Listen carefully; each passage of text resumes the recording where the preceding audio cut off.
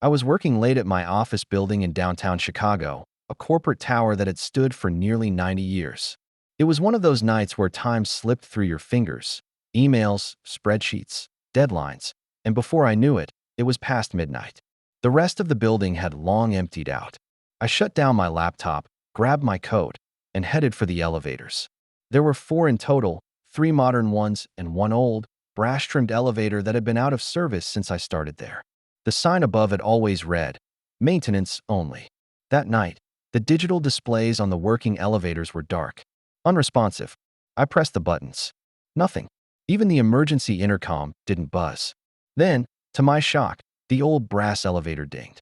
Its doors creaked open slowly, revealing a dimly lit cabin with an ornate patterned floor and a faint smell of burnt ozone. I hesitated. Something about it felt wrong. But standing there alone at midnight, I just wanted to get home. I stepped inside. The buttons were all brass, numbered from B2 to 13. But they were strange. Not just worn, but rearranged in an order that didn't make sense. 7 came before 3. B2 was between 10 and 6. I pressed the lobby button, marked 1, but it didn't light up. Instead, the doors slammed shut. No chime, no floor indicator, just silence. Then I felt it, the sensation of falling, but too slow, like time itself was stretching. The lights inside flickered, and the smell of ozone thickened. When the doors finally opened, I wasn't in the lobby. I was on a floor that shouldn't exist. There were no signs, no emergency maps. Just a long hallway lit by dull yellow lights that buzzed like flies. The walls were off-white and dirty, peeling like skin. It smelled like mold and something metallic. I stepped out and walked cautiously.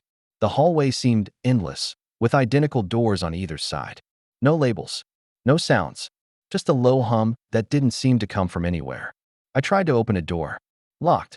Then another. Same. But the third door creaked open. Inside was a room filled with desks, my office's desks, but old. Dust-covered. Typewriters instead of computers. Rolodexes instead of monitors. The calendar on the wall said August 1956. I turned to leave, but a figure stood in the hallway. Not walking, not moving, just standing, completely still.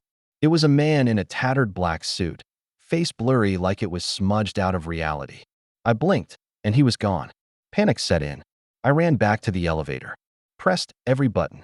It wouldn't close. That's when I noticed the brass plaque inside the elevator wall. It wasn't there before. It read, "This lift does not move through space. It moves through remnants." Suddenly, I heard footsteps, slow, echoing, getting louder. I smashed the one button again. The doors finally closed, but instead of descending, the elevator shot upward, faster than any lift should. I blacked out. When I woke, the elevator was back on my office floor, floor 8. The clock read 9:13 a.m. The building was full of people. It was Tuesday, but I had just left work on Friday night. No one believed me, except the janitor, a guy named Leo, who'd worked there for 30 years. He listened quietly, then said, "You took the brass one?" I nodded. He lowered his voice. "They sealed that elevator in '83, after a guy from the '40s came out of it asking where his wife was. I found the old radio in my grandfather's attic, covered in dust and cobwebs. It was a heavy, vintage shortwave set, one of those bulky models from the 1940s, with thick knobs and a faded frequency dial. I was clearing out his house after his funeral, and though I'd never been close to him, something about that radio called to me. So I brought it home, thinking it would be a cool antique for my study. That night, I plugged it in. Surprisingly, it still worked. The light behind the dial flickered to life, and a low static hummed through the speakers. I turned the dial slowly, scanning through static and crackling voices in foreign languages. Most of the frequencies were dead or distorted until one clicked into place. A soft voice whispered through the radio, "April 17th, 11:47 p.m. I blinked, confused. No station name, no music, just that, a date and a time. And then silence. April 17th was 2 weeks away. At first, I thought it was just a number station, those weird broadcasts that governments supposedly used for spies. But the voice had been too real, too specific. It felt like it was speaking to me. I tried to tune back to the frequency, but it was gone. Just static. The next day, I couldn't shake it. I kept hearing the voice in my head, soft, emotionless, final. I checked the dial again. Still nothing. But that date haunted me. April 17th. As the days passed, strange things started happening. My phone would ring in the middle of the night, but no one was there. I'd hear faint voices from the radio, even when it was unplugged. And sometimes, I'd wake up at exactly 11:47 p.m., sweating and shaking, convinced someone was in the room with me. I started researching the radio. Turns out, it had a bizarre history. My grandfather got it from a military surplus auction.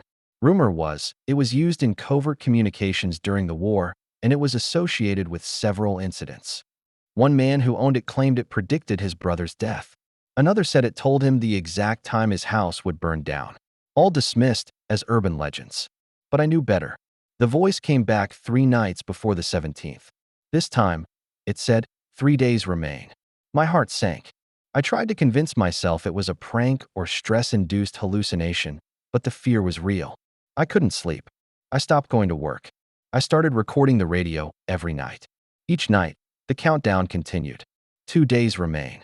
1 day remains. Then finally, tonight, I felt like I was going insane. I locked every door and window, kept the lights on. I even tried throwing the radio in the trash. It was back on my desk an hour later. April 17th, 11:40 p.m. I was sitting on my couch, every muscle tense. The house was silent, the air thick with dread. I glanced at the radio. It was off, but then, at exactly 11:47, it turned on by itself. The voice returned. But this time, it said something different. Now, my lights went out. Total darkness. I heard footsteps upstairs, even though I lived alone. Then whispers. Soft, inhuman whispers that echoed through the walls. I grabbed my phone. No signal. I tried to move, but my body wouldn't respond. It felt like invisible hands were pressing me down, freezing me in place. Then I saw it. A shadow, standing in the hallway. Not quite human. Taller, twisted, like it had been stretched beyond what bones allow. Its head tilted slowly as it stepped toward me. I wanted to scream, but nothing came out. The shadow crouched beside me, its face inches from mine. I saw no eyes, no mouth, just darkness and a faint flickering static where its face should be. And then nothing. I woke up on the floor the next morning. The power was back, the radio gone, and my clock read 6:12 a.m. But on my forearm, etched into the skin like a burn, were numbers. May 22nd, 2:39 a.m. My next date.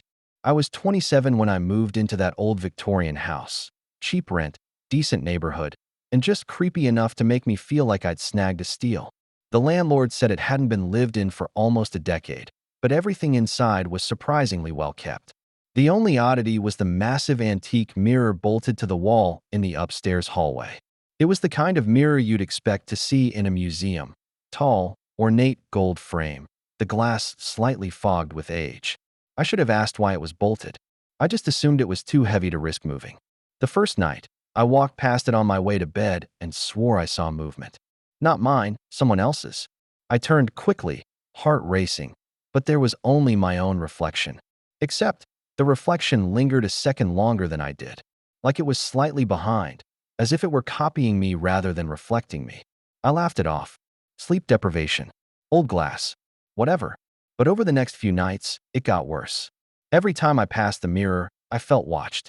Not just the usual discomfort of seeing your own reflection in the dark, but observed, like something was on the other side, studying me. Then came the whispers. At first, I thought it was the wind or creaky pipes. But one night, around 3 a.m., I was heading to the bathroom when I heard it clear as day. He's not asleep yet. I froze. The voice came from the direction of the mirror. I turned, staring into it, half expecting to see someone behind me. But it was just me, alone, wide-eyed, terrified. I ran back to bed, locked the door, and tried to convince myself it was a dream. The next day, I tried to remove the mirror. I couldn't. It wasn't just bolted, it was fused to the wall, like part of it. I even called a contractor friend. He came, tapped around the frame, and said it was like nothing he'd ever seen. Claimed the studs themselves seemed to form around it, as if the house had grown with the mirror. That night, I covered it with a bedsheet. The next morning, the sheet was on the floor, and written on the glass in breath fog were the words, "Why hide from me?" I stopped sleeping. Each night, the whispers got louder. Sometimes I'd hear footsteps outside my bedroom door, soft and slow, like someone dragging their feet. Then came the dreams. In them, I'd see myself sleeping, but from above or from the hallway. And always, in the mirror, there was a man watching me, pale, hollow-eyed, wearing what looked like a faded 19th century suit. He never moved, never blinked. He just watched. I finally lost it and smashed the mirror with a hammer. The glass shattered, but silently. No crash, no sound, just clean, sharp shards that felt like they had no weight. Behind the glass was a hollow space, a hidden room. It was no bigger than a closet, maybe 4 feet deep. Inside, lit by a flickering old lantern, was a wooden chair. Shackles on the floor. Scratched into the wood of the back wall were hundreds of tally marks. And painted in something dark, now dried and flaking, was one word: Watcher. I moved out that day. Didn't even take my stuff. But here's the thing. It's been 6 months. And sometimes, when I wake up in the middle of the night, I swear I see my reflection still sleeping. And someone standing over it.